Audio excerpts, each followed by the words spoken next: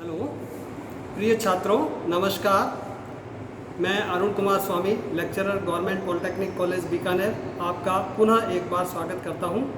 Lockdown के पश्चात और आपकी जो समर वेकेशन होती है उसके पश्चात महाविद्यालय पुनः स्टार्ट हुए हैं और अब इस महाविद्यालय में चूँकि लॉकडाउन अभी भी चल रहा है, छात्र महाविद्यालय में उपस्थित नहीं हो रहे हैं, अतः हमने ये निश्चय किया है कि आपका सब्जेक्ट जो EE 206 है, जो कि इलेक्ट्रिकल मशीन फर्स्ट है, उसमें आप जो है इलेक्ट्रिकल मशीन में DC मशीन, AC मशीन में ट्रांसफार्मर, DC मशीन में DC मोटर तथा DC जनरेटर आदि का अध्ययन करेंगे।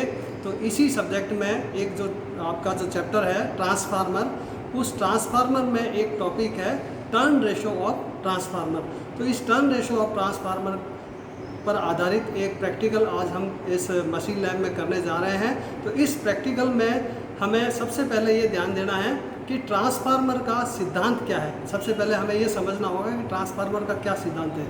So the transformer is a static machine which transfer the electrical power from one electrical circuit to another electrical circuit. These two electrical circuits are electrically separate but they are magnetically coupled.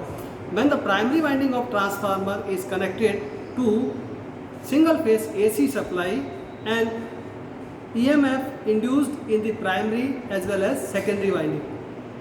Due to the rate of change of flux in primary winding and EMF induced in primary winding, and this induced EMF is known as the self-induced EMF. Similarly, due to the rate of change of flux in secondary winding and EMF induced in secondary winding, and that induced EMF is known as mutually induced EMF.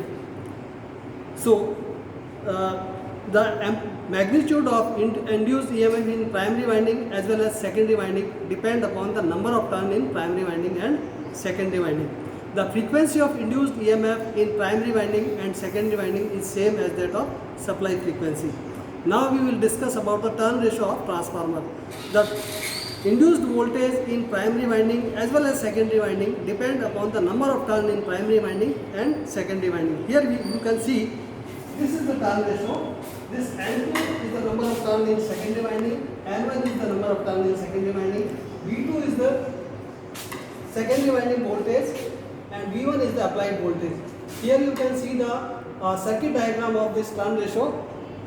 We can see that this is the primary winding, this is the secondary winding, this voltage V1 is connected across the primary winding, voltage V2 is connected across the secondary winding. The secondary winding is kept open circuited here. Now you see here this one is a variac auto transformer. The beauty of auto transformer is that we can feed supply voltage to the primary winding with variable voltage. So once we have connected this auto transformer to primary winding, we will select this knob to some minimum voltage. Say if it is 230 volt, we can select primary side, say 150 voltage. Then we will watch the reading of V1 and reading V2. We will fill the reading V1 here in this table and V2 here in this table. Similarly, V2 we will see from this voltmeter and we will put the value of V2 in this. Now we can find out the turn ratio as with this formula. Turn ratio K is equal to V2 upon V1. Now we will perform this practical here in the bench. Turn ratio का practical करने जा रहे हैं। इसके लिए सबसे पहले परिणामित्र का सिद्धांत समझना आवश्यक है। परिणामित्र एक स्थैतिक मशीन है। स्थैतिक मशीन हम इसे इसलिए कहते हैं क्योंकि इसमें कोई घूमने वाला भाग नहीं होता। एक स्थैतिक मशीन है जो कि विद्युत प्रेरण के सिद्धांत पर कार्य करती है। जब ट्रांसफार्मर की प्राथमिक कुंडली को प्रत्यावर्ती प्रदाय से योजित किया जाता है तो ट्रांसफार्मर में एक प्रत्यावर्ती फ्लक्स स्थापित होता है। यह प्रत्यावर्ती फ्लक्स जब प्राथमिक कुंडलन से योजित होता है तो प्राथमिक कुंडलन में फ्लक्स में परिवर्तन की दर के कारण विद्युत वाहक बल उत्पन्न होता है, जिसे हम स्वप्रेरित विद्युत वाहक बल कहते हैं। इसी प्रकार से जब यह प्रत्यावर्ती फ्लक्स द्वितीयक कुंडलन से योजित होता है तो फ्लक्स में परिवर्तन की दर के कारण द्वितीयक कुंडलन में भी विद्युत वाहक बल उत्पन्न होता है, जिसे अन्योन्य प्रेरित विद्युत वाहक बल कहते हैं। ये जो ट्रांसफार्मर की प्राथमिक तथा द्वितीय कुंडलन है, ये इलेक्ट्रिकली सेपरेट होती है परंतु मैग्नेटिक रूप से कपल्ड होती है। प्राथमिक तथा द्वितीय कुंडलन में उत्पन्न विद्युत वाहक बल का परिमाण प्राथमिक तथा द्वितीय कुंडलन में वर्तों की संख्या पर निर्भर करता है तथा वही रहती है जो कि प्रदाय की आवृत्ति है। अब हम यहाँ पर देखेंगे यह प्रणा-मित्र का जो सर्किट डायग्राम है, इसमें ये ऑटो ट्रांसफार्मर है जिससे वेरिएबल वोल्टेज दी जा सकती है। ये ट्रांसफार्मर की प्राथमिक कुंडलन है तथा ये द्वितीय कुंडलन है। प्राथमिक कुंडलन को हम वेरिएक की सहायता से डिफरेंट वोल्टेज देंगे। 230 वोल्टेज तो हम 150 वोल्ट से शुरू करेंगे और बाद में 10-10 वोल्टेज बढ़ाना आरंभ करेंगे। इसके पश्चात हम जो है प्राथमिक कुंडलन की वोल्टेज V1 का मान यहाँ से पढ़ेंगे और द्वितीय कुंडलन के वोल्टेज V2 का मान यहाँ से पढ़ेंगे और इस सारणी में इन दोनों मान को रखेंगे और उसके पश्चात V2 तथा V1 के अनुपात जो कि टर्न रेशो को दर्शाता है वो ज्ञात करेंगे। यहाँ हमने दे रखा है N2/N1 बराबर V2/V1 is equal to K। ये फार्मूला काला जी जो कि विद्युत मशीन लैब में परफेक्ट है ना, नाम नहीं लेना सर हमारा, सीधे प्रैक्टिकल करना है। अब हम प्रैक्टिकल परफॉर्म करने जा रहे हैं। हम प्रैक्टिकल कैसे परफॉर्म करेंगे कि हम इस प्रैक्टिकल को कैसे परफॉर्म करें। So this is the practical of turn ratio. यहाँ पर हमने ये प्रैक्टिकल जो है दर्शाया गया है। यहाँ पे देखिए आप शुरू है बता देना मेरे को कि कितनी ठीक है। तो V1 वोल्टेज जो है हमने प्राप्त की है 200 आओ 120 वोल्ट है ना, 120 235। V2 कितना दिया हमने 320। आप बोल दीजिए V2 कितना है 2 से। एक मिनट ठहरो, 210 20 30 230। V2 कितना लिया, V1 कितना लिया आपने 120 का तो हमने 235 आ गया, 235 है। V1 को चेंज कीजिए आप 2 से बढ़ाइए, उस ब्लॉक से बढ़ाइए V1 को। कितना करना है आप 120 से 150 पे आ जाइए।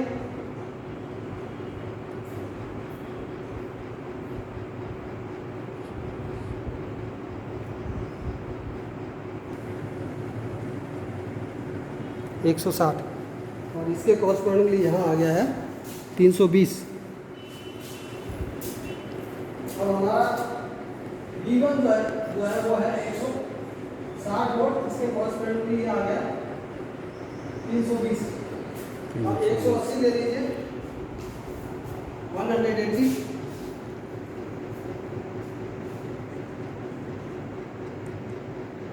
यहाँ ले आओ बीच में 180 आएगा। आ गया हो गया कम है ये 180 और 180 के कॉरस्पॉन्डिंगली ये होगा 350। इसके कॉरस्पॉन्डिंगली जो है V2 की वैल्यू आई है 180 है और ये आई है 350 और लास्ट 200 ले लीजिए।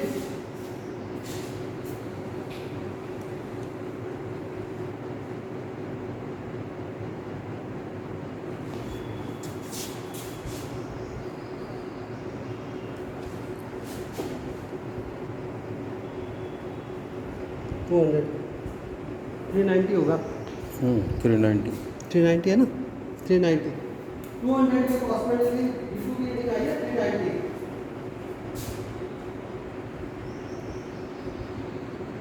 इधर V1 120 था, कॉरस्पॉन्डिंगली ये 235। V1 140 कॉरस्पॉन्डिंगली 260, ये 160 कॉरस्पॉन्डिंगली 320, 180 कॉरस्पॉन्डिंगली 350 और 200 कॉरस्पॉन्डिंगली 390। तो अब पॉज कर दीजिए इसको, ठीक है। तो अब क्या है मैं वैल्यू निकाल लेता हूँ।